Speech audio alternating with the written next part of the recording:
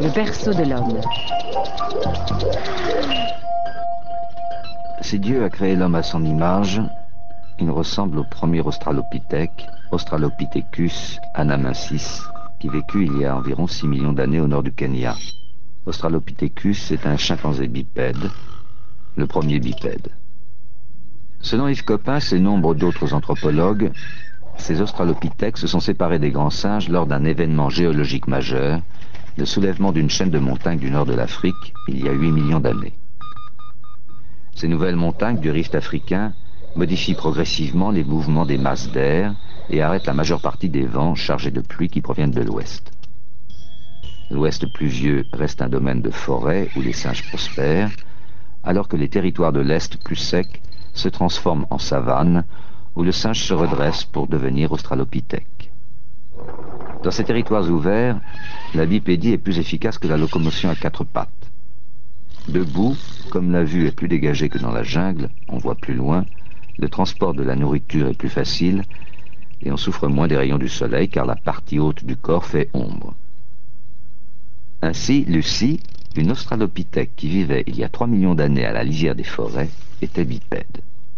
Son squelette l'atteste, ainsi que les traces laissées sur une piste de cendres volcaniques fraîches par 3 cousins de Lucie.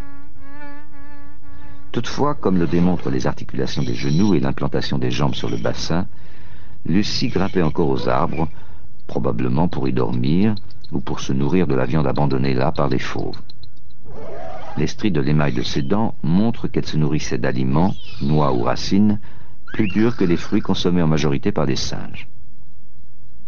Par ailleurs, le volume du cerveau de Lucie est de quelques 440 cm3, le tiers du volume actuel du cerveau humain. Mais ce cerveau double de celui des singes de l'époque permet aux australopithèques, d'il y a environ 2,5 millions d'années, d'inventer des outils de pierre. Les paléontologues ont montré que l'accroissement de la taille du cerveau résulte d'une meilleure nourriture et, assez curieusement, précède les avancées de la culture. Ainsi, Homo ergaster, qui vivait en Afrique il y a 2 millions d'années et qui est le premier représentant du genre Homo, peut, grâce à l'invention des outils, s'affranchir définitivement de la forêt.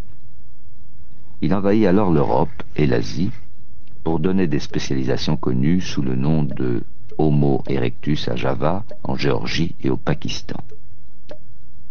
Mais ces migrations ont été entrecoupées de va-et-vient vers l'Afrique quand le climat se refroidissait. Lors de ces retours d'Homo prodigue, ces migrants remplacent les autochtones dont ils descendent et qui ont eux-mêmes évolué.